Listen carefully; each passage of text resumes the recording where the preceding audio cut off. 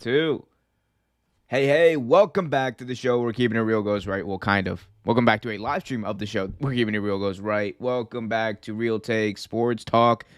We're covering the NBA Draft Lottery. Andrew, the NBA Draft Lottery is tonight. You excited? You excited to finally watch this NBA Draft Lottery without having to worry about your Knicks disappointing you? Yeah, dude, you got to understand, dude. This has been like a mainstay of my night, at least my off season for the last couple of years, and it's pretty good to know I don't have to worry tonight. I don't have to worry. It's other teams. Other teams can fuck up tonight, not me, not my team.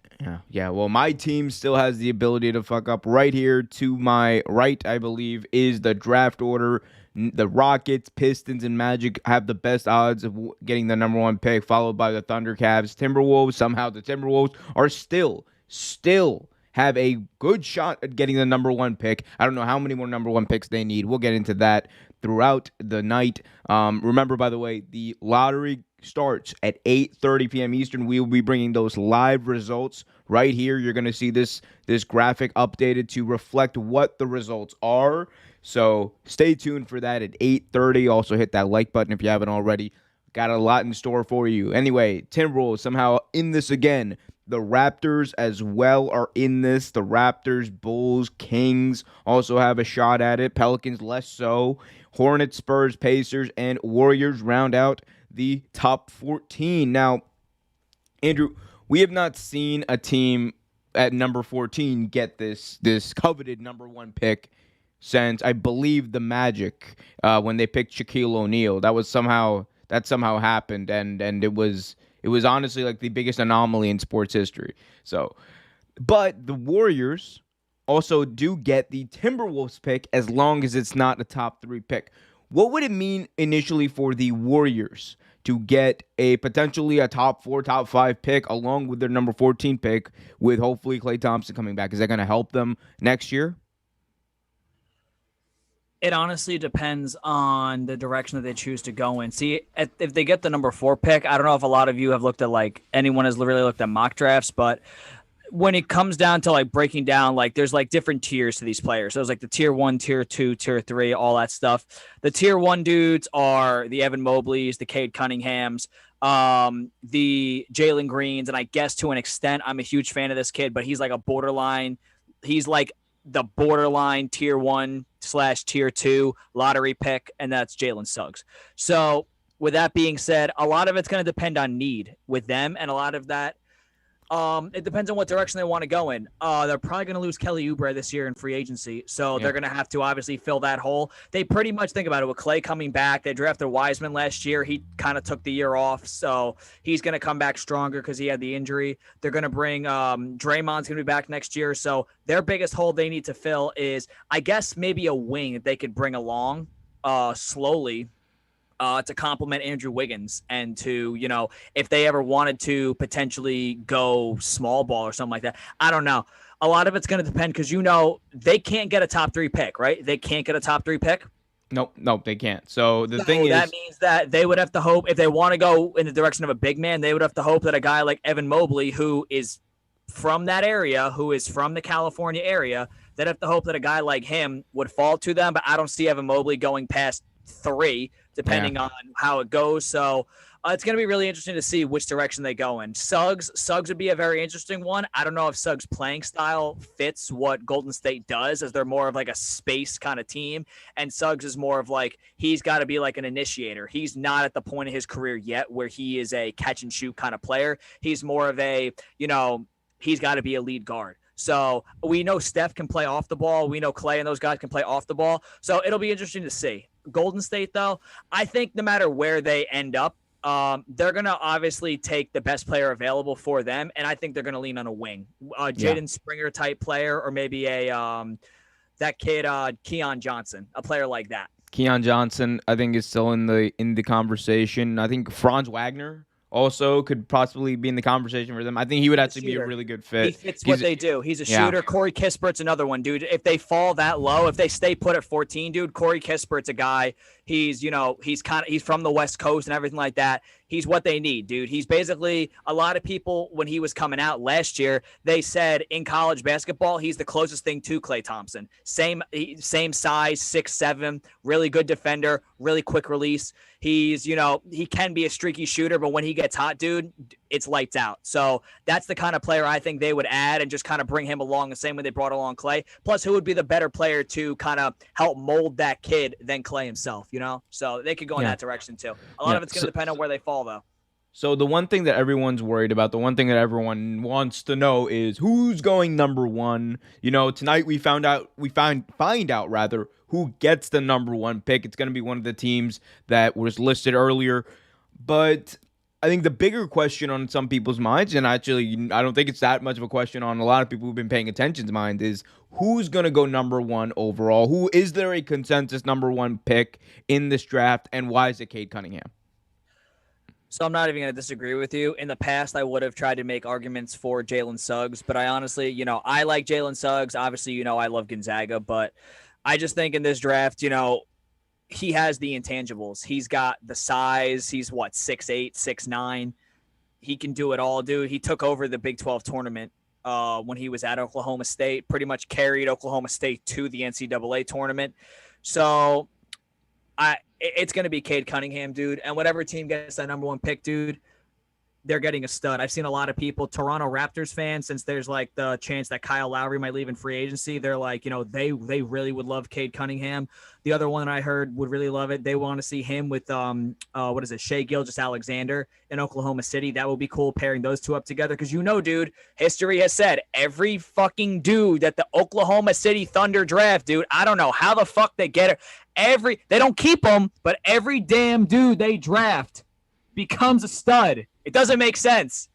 It makes zero sense at all. Like imagine if they were still the Supersonics. Like that no one would have left. Anyway, dude, Cameron Payne, dude. Think about Cameron Payne, dude. Cameron Payne was an afterthought. Cameron Payne is fucking borderline next to Devin Booker. He's carrying the Suns in Chris Paul's absence next to Devin Booker. And he was drafted by Oklahoma City. Like every damn dude that Thunder organization drafts, I don't know how, they somehow just get Oladipo. Oladipo's career was over before it even started in Orlando. He gets to He gets to Oklahoma City. Next thing you know, boom, he's basically getting he's getting traded for all-stars and shit like that. He's in the all-star conversation when he gets to Indiana. So every damn dude that puts on that Thunder uniform, dude, I don't get it. I don't get it. Right. And going back to Cade Cunningham for just a second, we know that Cade Cunningham, he's got the measurables, he's got the intangibles, he's got the ability to score. Like he's got the 7-foot wingspan. The dude is a freak, right? He's got the ability to score. He can make some good move, like he can make some good assists in the game too. But the one thing that I've seen that a lot of people have been saying is that he might not have, initially at least, the tools to be an above average defender in the league. And we know that defending in this league nowadays, it's a novelty, right? You don't see a lot of hardcore defense, and a lot of that goes to how kids are taught the game nowadays, and how the game's also evolved. Because how are you going to defend, like the perimeter when the perimeter is half court? Like it's nearly impossible nowadays. But what do you think about, Cade Cunningham as far as his bust potential? Because, it's there. It's there for every player. We can say all we want that, oh my God, this player as a prospect is great, or this player is great, or this player's going to be a bust. But everyone has this high boom potential and this bust potential. Do you see any of that with Cade Cunningham?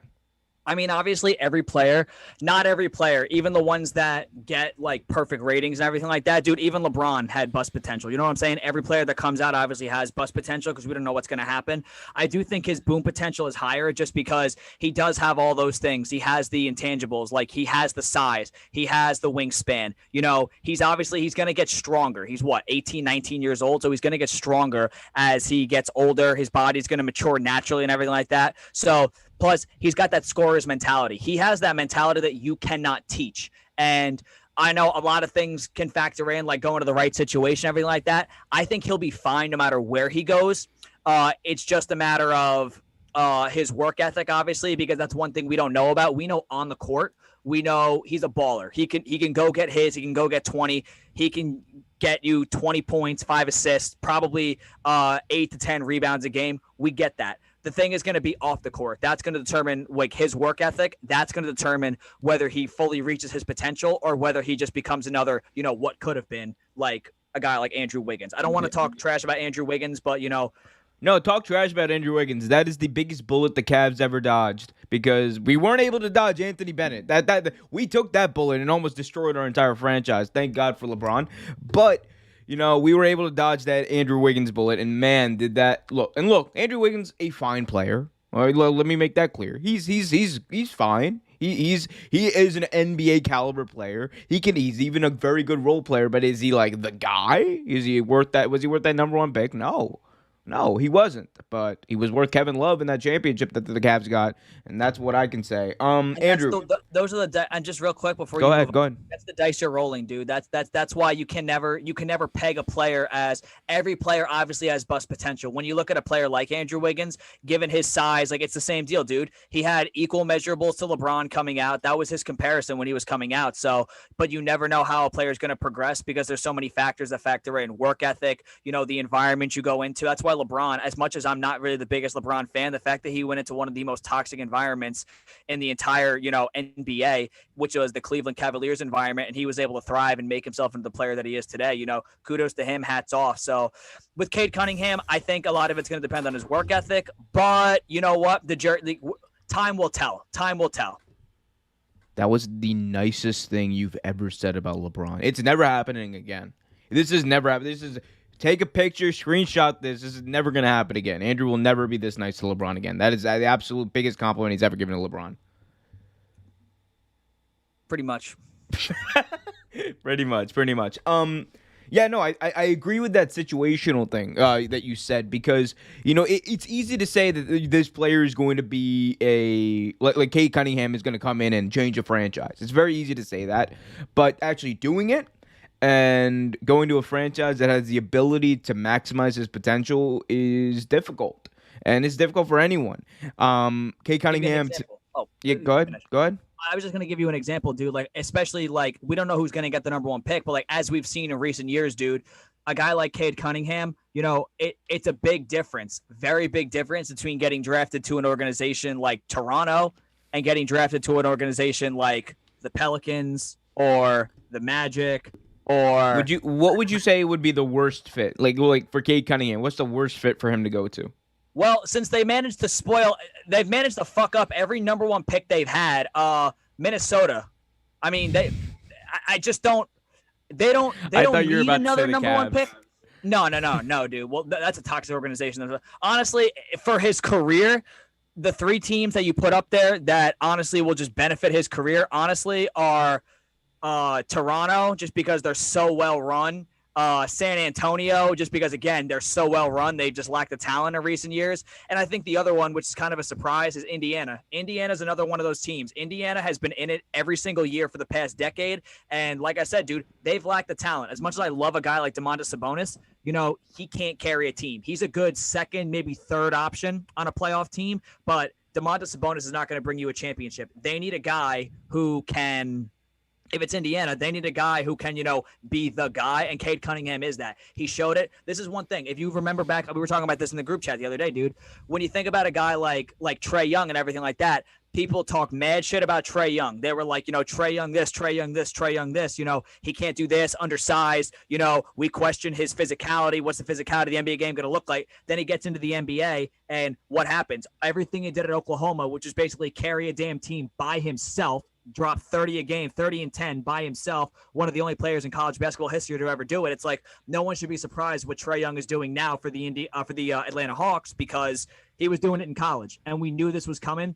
It was only a matter of time, and I feel like the same thing's going to happen with Cade Cunningham. You got a guy who can single-handedly carry a team like that to the tournament, win the Big 12 championship. And the difference with him is, he's got the size. Trae Young's got heart. Trae Young has the ability. But this kid, I think this kid he has a higher ceiling, obviously, just given the intangibles. So that's why I think you have to look at stuff like that. You have to look at stuff like, did this kid carry a team? You got these system players that come out and they don't really do much because they're dependent on everyone else around them, as opposed to a guy that can go and get it himself. So I'm not going to compare a guy like Cade Cunningham to Trae Young, but the situations that they're coming out of, both coming out of the Big 12, both played for colleges in the state of Oklahoma. Trae Young went to Oklahoma. This one went to Oklahoma State. And both of them, pretty much, their team success in college was hinging on their individual success. So, yeah, no, I agree with that. And specifically for Cade Cunningham, I think that it's easy to say who's the ideal fit. Obviously, you want to go to an organization that has a track record of finding talent and developing that talent to the best of its ability. If he goes to the Magic, does that in any way make the Magic relevant again? Because the Magic have been a team, they made the playoffs a few years ago with Nikola Vucevic, and nobody cared. Nobody cared. Like, this is a team that, since Dwight Howard left, nobody has given a single solitary shit about the Orlando Magic. And if you're a team like the Magic and you're looking to maybe get a little bit of that name recognition, sell some damn tickets, you got to think Cade Cunningham would be like getting the number one pick for them is very important for not just like, developing players and getting better as a team, but also just from a marketability standpoint. I think that's the other thing that plays into this, and that makes the lottery so important. It gives these teams who, might not have the worst record, but it gives them a chance to maybe, gain some relevancy through this, weird lottery system that is already there. So with the question you asked about Orlando has been one of those situations the past couple of years where they would sneak in as the 8th seed with Nikola Vucevic pretty much carrying that team, and Terrence Ross being one of the most inconsistent players probably in the history of the NBA, dude. Like, you talk about boom or bust, dude. Is that dude a bust? Like, what is he? Like, Terrence Ross? Think about it, dude. Terrence Ross. He's like, I would say he's like, as far as where he was drafted, he's about the same. So for me, he's about the same level of a player as like Andrew Wiggins. I view him as like kind of like a J.R. Smith, where like one night he go out and drop 50, and then the next night he's a non-factor. He forgets what the score is. Right. So I kind of. Terrence Ross is one of those players, but not to bash Terrence Ross. The thing with Orlando is if Cade Cunningham were to go to a place like that, they're trying to get younger. So when you look at the trades they made at the deadline, they bought in RJ Hampton. They bought in guys. They drafted Cole Anthony last year. So that team is obviously, remember, they made the trade and they bought in a couple years ago, they bought in Markelle Fultz. So that team is trying to get younger. I don't think that situation with how young they are is ideally the best fit unless that team goes out. If they go the direction of Cade Cunningham, obviously they would have to package a couple of those guys, maybe keep Fultz, but Cade Cunningham is going to need veterans. Any young player that comes into the league, the biggest thing that a lot of them will tell you is they need veterans. So you get right veterans around a young player, and that could help a player's development too. It's not just the player development staff or the coach and everything like that. I just saw with my New York Knicks, the fact that we bought in Tibbs, who's a great coach, but look at what we also did. We went out and we bought in veterans like guys like Taj Gibson, Derrick Rose. We already had Reggie Bullock. We bought in hardworking, hard-nosed veterans, and it rubbed off on guys like RJ. It rubbed off even on guys like Julius Randle and Emmanuel Quickley. And those guys, even though we got eliminated, they shined in the playoffs. Julius didn't really shine in the playoffs, but those guys shined all season long, and their progression, they were all ahead of schedule solely because they had the right pieces around them, the right veterans, and the right guys with the right work ethic. So if Orlando were to win the draft lottery, obviously I think they would go the Cade Cunningham route. I just don't know if that's the right fit for him, given that organization I'm not going to say the toxic organization, but that organization has way too many. Didn't they also make the trade for RJ Hampton too? Like, they bought in RJ Hampton too. Like, think about how many guards do they have on that team? Not to mention the Terrence Rosses of the world and everything. So, yeah, I mean, we'll have to see what happens with them. As we're coming up with about 10 minutes left, 10 minutes until the NBA draft lottery kicks off. We're going to be giving you the results right here, live as they come in. Remember, 2 caveats here. If the Timberwolves get the number one pick, sorry, hold up. So to have two caveats here. The Timberwolves pick will go to the Warriors unless it's a top 3 pick. The Bulls pick here will go to the Orlando Magic unless it's a top 4 pick. So the potential of both the Warriors and the Magic at the end of the night having two pretty good positioned draft picks by the end of the night. So we'll have to see what happens with there. Andrew, we covered who needs it the most. We covered Cade Cunningham being, for all intents and purposes, the number 1 overall pick.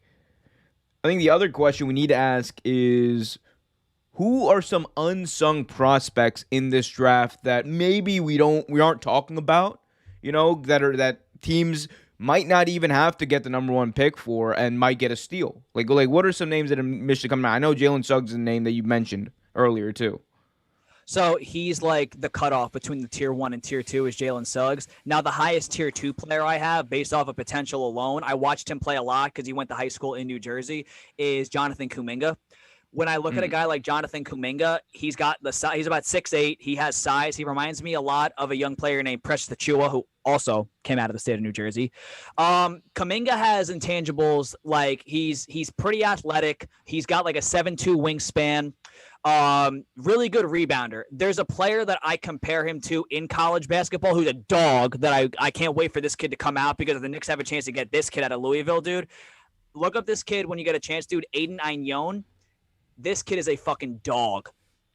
He's a rebounder. He's like Kenneth Faried, but he's more skilled and more talented. Oh, the manimal. Kenneth Faried. These guys today are more skilled. Like, they can rebound, but they can do a lot more than just rebound. So whatever happened to Kenneth Faried? Oh, they phased him out. Because when you go small, remember he's undersized. When you go small ball, your small ball guys, like, you need the small ball like Jay Crowder kind of guys where like they gotta be snipers. Like, if you're gonna go small ball but your center 6'7", it's got to be Draymond. You got to have guys like Draymond. What is it? You got to have like a Draymond, the Jay Crowders of the world, guys like that. So they phased him out. See, I'll let you continue on. I just want to get this in because we're coming up with 8 minutes left. There's one guy in this draft that I don't think anyone's talking about nearly enough, and they should be, and his name is Josh Giddey. Josh Giddey, to me, has probably the highest, he has, I think, the highest ceiling of anyone in this draft other than Evan Mobley and Cade Cunningham. Like, that's how highly I think of this guy. He is what I think Lonzo Ball was supposed to be. Like, everyone thought Lonzo Ball is this great prospect. And look, he turned out to be a very good player. But Josh Giddey is this kid from Australia, born in 2002. He led the NBL in the Australian League in assists. He is by far, I think, the best passer in this draft as far as ball vision goes. This dude he's got a great frame, 6'8". He probably could put a little bit more muscle on. He probably will when he gets to those NBA locker rooms. Like we've talked about, when you get into those professional sports like locker rooms, it's a whole different thing. Like they'll get you in shape. But this dude has a lot of potential. He lacks a bit of athleticism. There's a lot of the same questions that people had about someone like Luka Doncic coming out.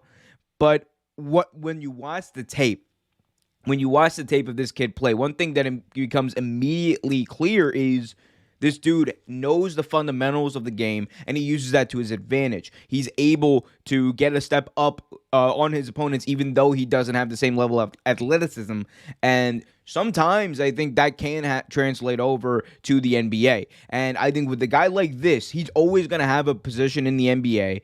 And if you're a team like my Cavs, whether you get Cade Cunningham or not, let's say you're able to get Evan Mobley or someone like that, trading back into the first round to get Josh Giddey would be, I think, a good move for any team to do. And the Cavs have the firepower for it. Like, you don't need Darius Garland and Colin Sexton both around at the same time. And this is me being honest. If we want to win now, the formula is, if we get a number 2 pick, fingers crossed, or number 1, who knows, Evan Mobley, then you trade up like Darius Garland for Josh Giddey, and you got Colin Sexton, Evan Mobley, and Josh Giddey as your 3 big stars for the future. That is a dangerous combo for years to come. And I know that's wishful thinking. There's a lot of scenarios that have to play out there. Like, first, this lottery has to happen. But I don't think. But I think this is a guy who's going to end up being, I think, one of the unsung heroes of this draft,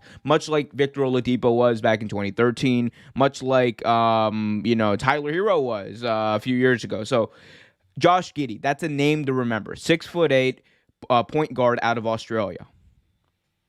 Anyway, you were saying? Oh, the one thing that I was kind of like talking about, like beginning to talk about, was I was thinking about New Orleans. You heard what's coming. You heard what's going on in New Orleans. Like, that's a dumpster fire. It's been a dumpster fire, but that's, you got David Griffin is he's in a weird place right now. Zion's family kind of wants him out of there. Why? He's the best GM Zion could have. But a lot of it's I'm gonna really be paying attention to where they land, and then the possible guys they could go and take with that pick, just because they're gonna need a player that they could bring in. Odds are, they said if Lonzo gets a contract north of 20 mil, they're not gonna match it. So which he might, by the way. I know. He actually probably will, to be honest. He will probably get a contract north of 20 mil. They said they're not matching that, so they're going to have to go in another direction to replace him, because Eric Bledsoe long-term is not the answer for them. So that's going to be interesting just for me to see, depending on where the Pelicans land and what direction they could potentially go in with that pick, whether it's trading back to get a guy like James Bouknight, who's another player that I was actually going to get into. James Bouknight has been rapidly rising up draft boards from what I'm seeing, just because he's 6'5", he's got the height coming out of UConn. He has athleticism. That was a given. But if you've been watching any of his workout videos, dude, the jumper, which looked non-existent during the season, is really coming along very nicely for him. So James Bouknight's another player that I would keep an eye on. He could potentially go in the top 10. He was a guy who was slated just like in the top, like just outside the top 20, who's now in some draft boards I've seen gone up to like number 6 or 7. So that's one to watch out for. That is one to watch out for. One more thing I want to talk to you about as we're approaching the 8:30 mark, as we're approaching the time for the NBA draft lottery. One last thing I wanted to talk about was the G League and the effect that this has had, because this is like one of the first seasons, or we've seen, players go to the G League right out of high school. We saw, and it's like not just, random players. It's big players in this draft, like Jalen Green, Jonathan Kuminga. They went to the G League. How do you think that has affected, if at all, their prospects as far as where they've kind of been seen in this whole draft process? So I think with them skipping college and going to the G League, the only thing that it really could have hurt them was from the exposure route to the casual fan. If there's one thing about these scouts and everything like that, dude, these scouts have been doing this for a long time, and they pay attention to, the talent level you're playing against. They pay attention to, what you do on a basketball court. So I don't think they could have necessarily hurt themselves by going to the G League. I just think from an exposure standpoint, maybe the name is not as big to the more casual fan who didn't get a chance to watch a guy like Jalen Green play in March Madness, where if you saw a guy like Jalen Suggs actually helped his draft stock the farther Gonzaga went, whereas a guy like Jalen Green almost kind of fell off in the eyes of a lot of people just because we didn't see him as much. But he's still a really talented player, and the scouts, they know what they're looking at. You got to think about it this way, dude. The argument that was made for Luka Doncic was when he was coming out, people were like, is he good enough? Can he handle the NBA physicality? And basically, when they compared him to other guys that were coming out of his draft class that played in college, the argument that was used for him and why, he will be legit is that this kid was 17 years old playing against grown men, guys that had already played on the college circuit, had done their 4 years of college, and they were over there playing in Europe. So he was playing against grown men when he was a teenager, guys that are, you could pretty much say they're better than, 90% of the dudes that the other guys in his draft class were playing against in college, just because they were older, more mature, had already done their 4 years. And just because they were in Europe, you got to think about that too. How many guys actually go to the NBA from college? You got the 3-4 year guys. A lot of them end up in Europe anyway. So the fact that Doncic was playing against older, more experienced, more physically developed players it boded well for him, and it made his transition to the physicality easier. And I think the fact that Jalen Green is coming from the G League and he's playing against in kind of the same situation. He was playing against guys who had already done their 4 years of college, more physically developed, more having a more together up here as opposed to playing against 19, 20-year-olds, and he's playing against 23, 24-year-olds. Yeah. I think it's going to bode well for him, and his transition is going to be a lot smoother to the NBA. Well, we're going to see it happen live here. We will bring you the results and update this big board. Let's go through it one more time. The standings currently, the Rockets, Pistons, and Magic currently have the same odds to get the number 1 pick. The Thunder, Cavs, Timberwolves, and then it kind of becomes a crapshoot as the percentage of chance, rather, that you're going to get it gets lower with the Raptors, Bulls, Kings, Pelicans, Hornets, Spurs, Pacers, and the aforementioned Warriors, who I don't think anyone's going to expect them to get the number 1 pick.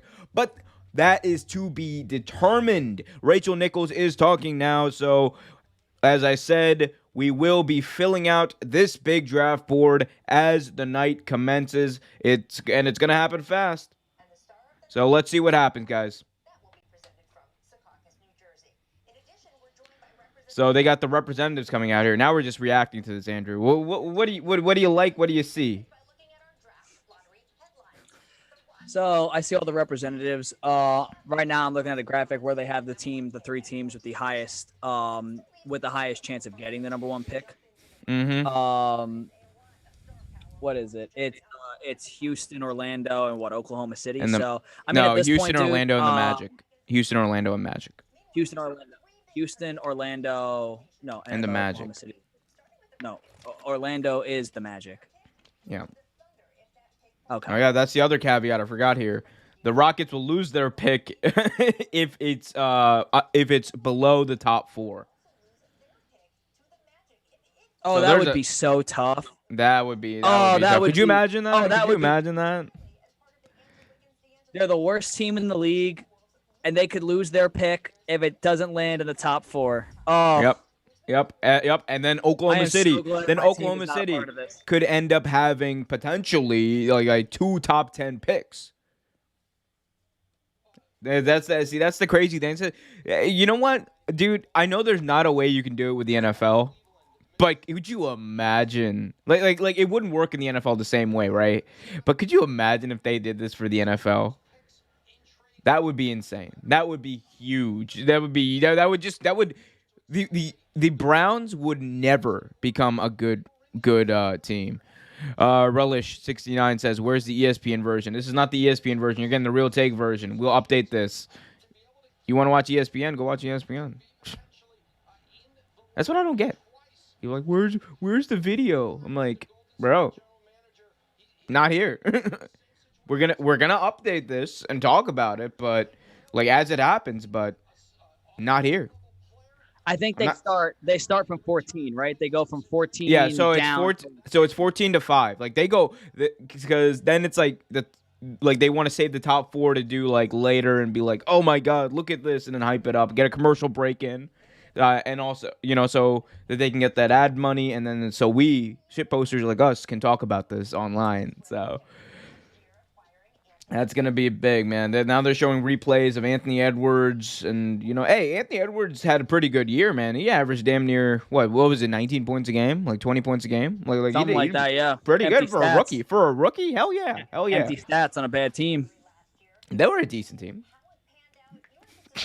You look at the names on that team, dude. I'm lying. They are not a decent team. The names on that team, dude. There's no reason why that team should have been as big. Undeserving. If they get Kate Cunningham on that team and they still don't do shit. Him. No. I'm saying if they get the number 1 pick, and if the Timberwolves get the number 1 pick, and get Cade Cunningham and have Anthony Edwards, and Cade Cunningham on the same team, and don't make the playoffs, no, it's never meant. They should never get the number 1 pick ever again. And I know I'm a hypocrite for saying that because a lot of people said that about the Cavs a few years ago. I don't care. So their starting 5 will consist of what? 3 number 1 overall picks and with no number 2 overall pick playoff experience. And and a former number 2 overall pick in D'Angelo Russell. That would be their starting 5. Yeah. Yeah. Exactly. Yeah. Yeah. Welcome to the NBA, my friend. Also, can we just get to this? Okay, the Oklahoma City Thunder, man. I think the Oklahoma City might have a chance to. I think it might be Oklahoma City, honestly. Oklahoma City, actually, that would be a good fit for Cade Cunningham. We talked about that earlier. Cade Cunningham going to Oklahoma City. Well, we know he'll be a star. We know he's automatically destined for stardom. Every fucking dude they draft is, so. Yep, that's true. And, combined with if they get another top 10 pick tonight, look, that's, with whoever they get there, plus, what they already have, and we know they can develop players. Man, Oklahoma City just can't lose, except they're going to end up losing when he leaves to go to, LA or something. Man, by the way, RIP Kawhi. I don't think he's coming back this year. It don't matter, dude. Giannis is winning the chip. Well, we'll talk about that. Hey, if you want to hear us talk about that, tune in to Real Take Sports Talk live this Thursday night right here on the YouTube channel. Be sure you subscribe to stay updated. We got daily videos every single day, churning them out. Also, we got Real Take Wrestle Talk tomorrow, so check that out too right here on this channel. Subscribe, hit that notification bell so you get notified whenever a new video is released. Okay, so now they have a timer. That show will be a lot better than this one. I mean, Real Take Wrestle Talk will be a lot better than this one. Real Take Wrestle Talk is currently beating Real Take Sports Talk in the ratings. So you got your work cut out. That's what I mean. That show will be a lot better than this one. Yeah. Let's so right now we got about 10 minutes until they reveal the picks. In those 10 minutes, I think I want to say, who do you think out of the teams that are picking tonight that have the chance to get it, who needs this the least? Who needs Cade Cunningham specifically the least out of these teams that have a realistic shot at this number 1 overall pick? Because you got teams up here like the Cavs. I bet you we'd probably need him the most. But the Timberwolves I think would be right up there. But do you think a team like Toronto maybe really needs him, especially when they already have Lowry what I'm saying. And Siakam? If they were to bring him in, it would just be because they're going to move on from Lowry. But realistically, dude, they got Van Vliet, and that team develops players so well that they can make do. They'll be fine regardless. So I think Toronto, obviously, dude, remember that team is built to be a playoff team. What happened this season, they had injuries. They made trades during the year, but that's still a really good team that next year will be a playoff team. They'll be back. So I think Toronto is a team that really doesn't need Cade. I mean, obviously, they all would like to get a chance at him, but yeah, who would? Realistically, the only team that really doesn't, I would say them and maybe Indiana. Indiana's another. They really don't need him. If they were to get him, it's good for us, but they really don't. What are your thoughts on Davion Mitchell? We have not talked about him tonight, because he's actually a really good. I think he's a really good prospect. He's also up there, I think, with Josh Giddey as a little bit of an unsung prospect in this draft. So, yeah, Baylor. I know. I still have not forgiven him for what he did, but he's really. I mean, he's really shifty. He's a really gritty player, dude. I had people that were saying the Knicks should get him. He kind of has the mentality of a Knicks player, but.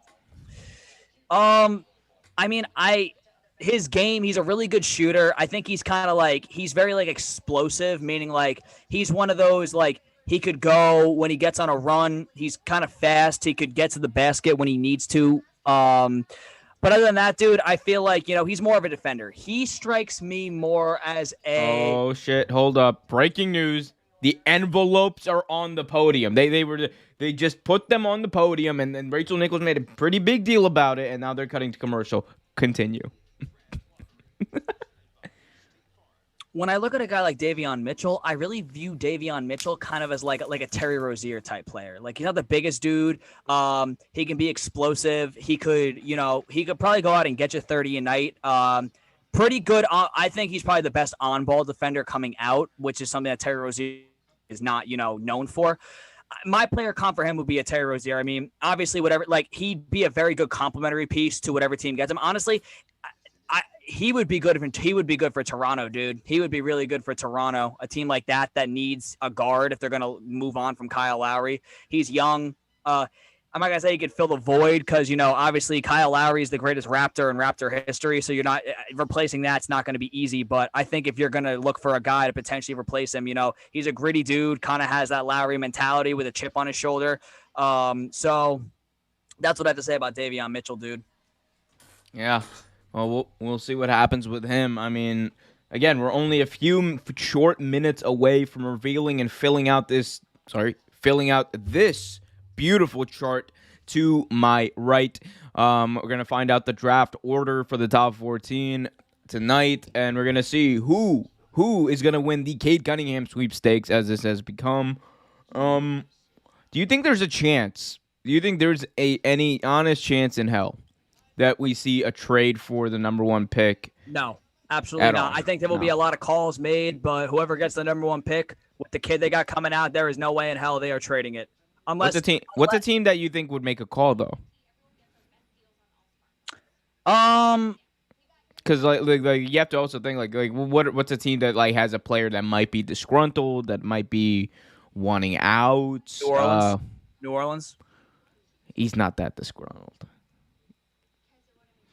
He's not. I'm telling you, dude, right now, if you're the GM and you get the number 1 pick and you are not New Orleans, if New Orleans calls you on the phone and says if New Orleans calls you on the phone right now and says Zion for this number 1 pick, what do you do? Yeah, I might do that actually, because here's the thing. I like Cade Cunningham, man, but Zion at this point is like a proven commodity. I'll give Zion a max contract at this point. Let's go. Let's go. Let's ride that out. Man, if only Portland didn't make the playoffs, didn't waste their time and make the playoffs, they could have had a real shot here. But they might get Becky Hammond, so man, she need dude. She's the GOAT. Oh, she needs to be the coach. She needs to be the next coach. I like no. Don't get me wrong, Chauncey Billups is good, but she's been on Greg Popovich's coaching staff for like the past 7 years. I think she won a WNBA championship with the Silver Stars with the San Antonio. Yeah, dude, she's a multiple-time All-Star. She I think she had did she won the MVP one season maybe? I don't know, but might have been with the Liberty because she. I think she did. I think she did with the Liberty. She had some great seasons. She was. It should be her job. I'm just saying. And here's the thing, you see a lot of hate for her too. We'll talk about this more in depth on Thursday's show, but you see a lot of hate online for her, oh, she can't handle it, she can't do this. I'm like, dude, she's been on one of the toughest coaching staffs in the NBA, in Greg Popovich's coaching staff for 7 years. You don't think she knows a thing or two about basketball? You don't think she knows a thing or two about how things are done in the NBA? Fuck off, honestly. See that those are people who don't know the game of basketball. Those are people who don't watch it, who don't follow it. Anyway, we'll talk more about that rant later. But we're back here, and I think they are getting ready to walk over the what is he? The deputy commissioner?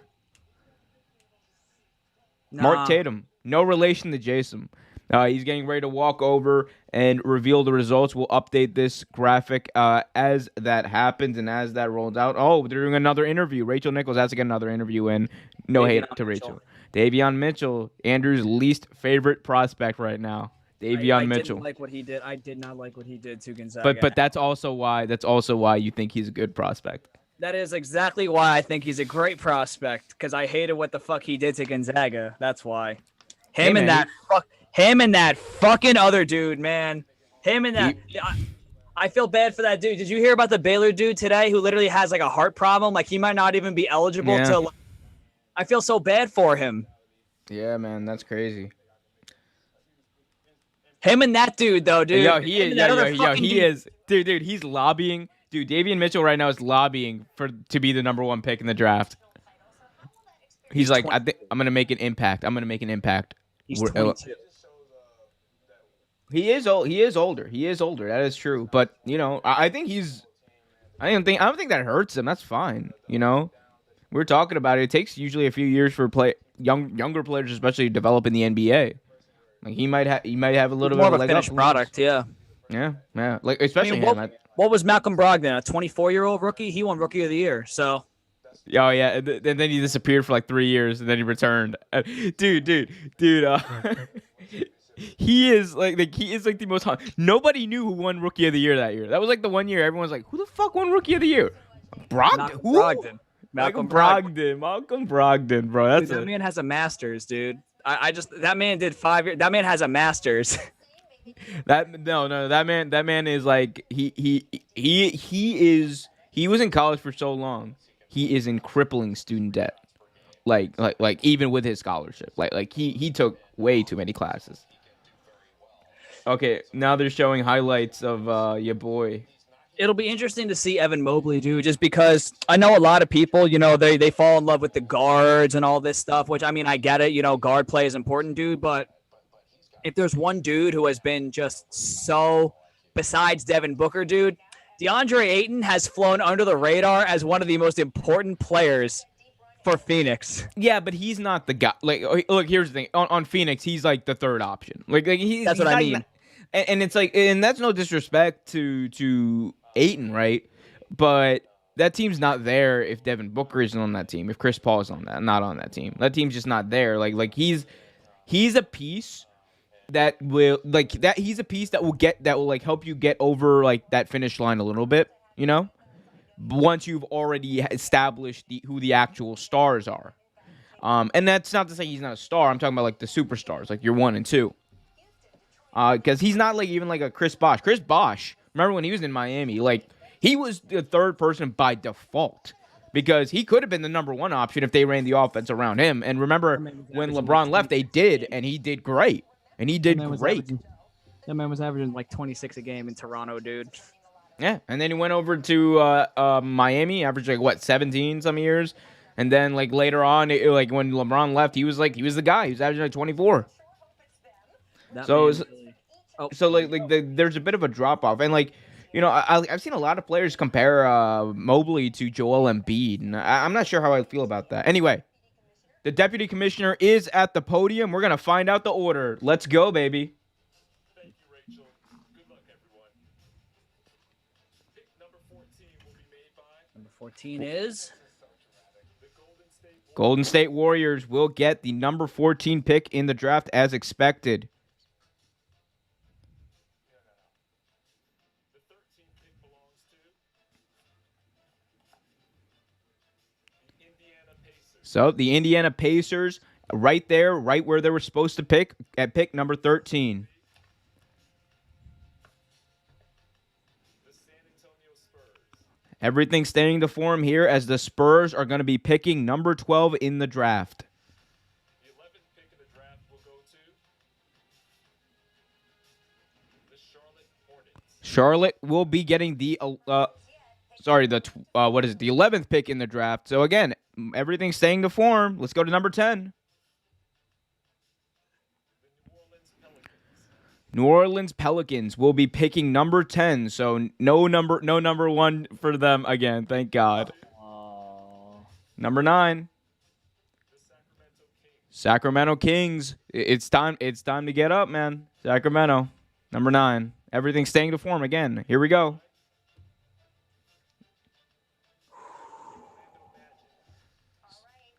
So Orlando will get. Yeah. So Orlando gets the Bulls pick. So this is where the Bulls were supposed to pick, apparently. The 7th pick belongs to the Golden State. wow. Here we go. That means Toronto slides into the top 4, dude. So Toronto is slid into the top 4. That is crazy. The Timberwolves will not be getting the number 1 pick. Thank God. Oh, Cleveland slid in the top 4 too, dude. Number 6. The Oklahoma City Thunder. Oklahoma City. That means, hey, we got a chance here with Cleveland, baby. We got a chance here for the land. Kobe Altman looks so tense right now. Let's go to number 5 here.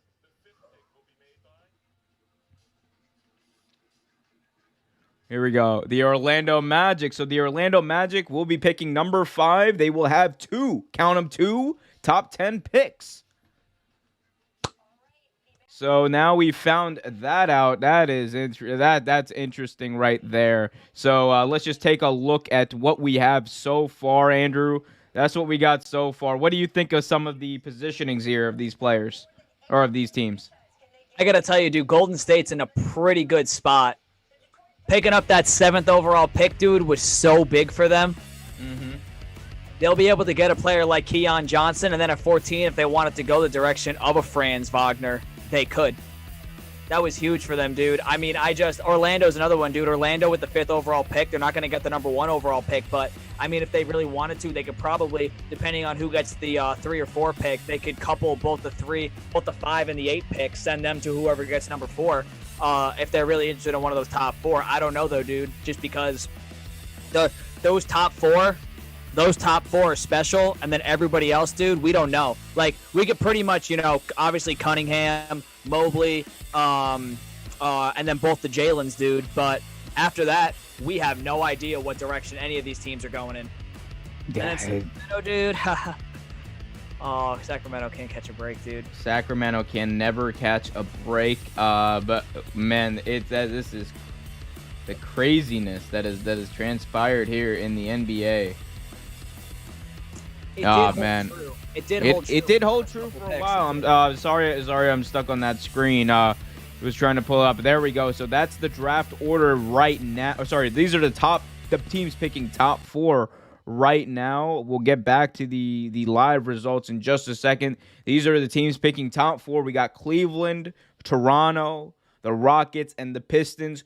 The top 2 teams are still in it, Andrew. Cleveland jumps up a little bit, and the Toronto Raptors, a big surprise, jumping up into a top 4 selection. I think, this Toronto, man, they had a pretty off year. We have to talk about it. They had a pretty off year. We know Nick Nurse, he won the NBA Coach of the Year before. So this is a team that can rebound very easily, and they're going to get help immediately with a top 4 pick in this draft. Yeah, dude. There are 3... I mean, there are 3 legitimate game-changing guards in these top 4, dude, and they're gonna get a chance at one of them, dude. Yeah, they're gonna get a chance at one of them. We already know the Rockets need help. The Pistons, my Cleveland Cavaliers, dude. Every time someone counts us out, we find a way to sneak back in there. Oh man, I cannot wait to see how we mess this up. No, we're gonna be fine. If we get the 4th pick, man, I'm gonna be all in on trading down and picking Josh Giddey. I want the Cavs to get Josh Giddey. What you should do then? See if you could trade with Orlando for those 2. Oh hell yeah! I'll do that. I'll do that, man. Get Josh Giddey. Hell yeah! Give him the 4th pick and Darius Garland for 5 and 8, dude. That's what I would do. Yeah, I do that, dude. Like that way we can get like I would be fine with picking like someone like Jonathan Kuminga and then like Josh Giddey like to kind of bolster up that team, man. But the Rockets still alive, man. I think a lot of Rockets fans were holding their breath to the end right there as we saw the draft orders mess up just a little bit there. Pistons fans obviously kind of happy. You know who's not happy right now? Magic fans and Thunder fans. Well, Pelicans fans. Well, Timberwolves fans are also unhappy as far as Pelican fans go. But Thunder fans are not happy. Magic fans are not happy. Hey, man, this is why we love the draft, the lottery, man. It's unpredictable. It always gets like this every year. And I think this is a good novelty for the NBA to have, because it does keep a lot of these teams. It gives them something to root for. It gives these fan bases something to root for. Think about this, dude. I've been a Cavs fan my whole life. Other than when we have LeBron, the one thing I look forward to every year is the NBA draft lottery because I know there's always a chance we're going to fuck around and get that number 1 pick. And, then we'll mess it up. I, too, have been looking forward to the draft lottery the last couple of years. This is the first year I'm not. I'm excited. Yeah, you're just excited to be watching this stress-free. It feels the stress great is still not there to have for me. The stress, dude. It feels fucking great. It does. I bet it does. My team gets screwed over by those ping pong balls. We're gonna fuck around and pick Jonathan Kuminga number 1 overall, and then at that point, I think I actually might stop watching. Like At what point does one stop watching the NBA? Anyway, I think we're coming back. We're coming back here. We're coming back here. So remember, guys, remember the Houston Rockets, Cleveland Cavaliers, Detroit Pistons, and somehow, some way, the Toronto Raptors snuck in there. Those are the teams that are going to be picking top 4. In just a few minutes, we will find out the order of this, and we'll update this screen. Right now, you can see to my right the order as it currently stands. We know that the Magic are going to be picking 2 picks in the top 5, in the top 10, 5 and 8. The Warriors are also going to have 2 picks in the top 14, 7 and 14. We're going to see that might be an interesting trade package for them to move up a little bit. Maybe they move up to 5. Maybe they move up somewhere to get a player that they need, especially with Klay Thompson coming back from injury. All right, think we're coming back here. Mark Tatum announcing the last few picks of this draft. Fourth pick. 2021 NBA draft presented by State Farm goes to the Toronto Raptors. Toronto will be picking number 4 here, so no number 1 pick for them. Third pick.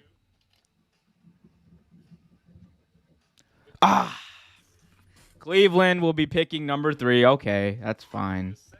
Oh, Second pick in the draft goes to the Houston Rockets, meaning the number 1 pick in the 2021 NFL draft will go to the bad boys, the Detroit Pistons. So Ben Wallace, man, sitting there looking happy as hell, the 2004 NBA champion, looking really happy about what his team just did. and Hall of Famer. And Hall of Famer. I apologize. This is the draft order. Andrew, what do you think about the Pistons getting the number 1 pick and Cade Cunningham?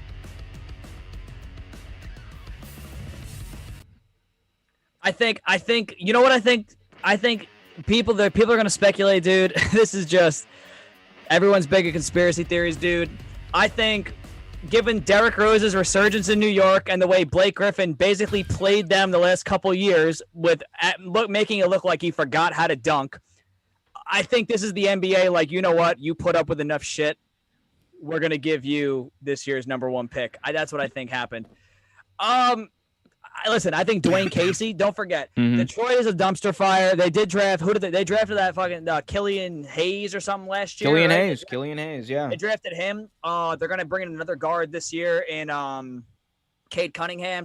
And Dwayne Casey, dude. I mean, Dwayne Casey, he was like big at orchestrating Toronto's turnaround the last couple of years. So if there's any guy for the job, dude, it's Dwayne Casey. It has to be him. I think Cunningham is going to get pretty good coaching, but Detroit is Detroit, man. Yeah. And Houston picking number 2 looks like they're going to be getting a center, Evan Mobley, and it's going to be interesting, man, to see how that's going to turn out over there. There's a chance they might pick Jalen Suggs or Jalen Green. I don't see Green being that guy at number 2, but that's going to be interesting. The Cavs, we were so close. I'm saying right now, man, just dude, trade number 3 for number 5 and 8. Just do it. Just full send on that. Let's full send on that at number 5. Let's try to get, maybe like let's try to get Jonathan Kuminga. Let's if we can. If not, I'm fine with taking someone like Isaiah Jackson even, but Josh Giddey. At the end of the day, we didn't get the number 1 pick. I want Josh Giddey to be a Cavalier next year. Make it happen, Colby. Kobe Altman.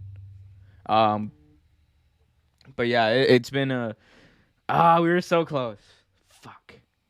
Oh well. Feels great. It feels great not having anxiety for once on the lottery night, dude. Oh, you just wait till next year.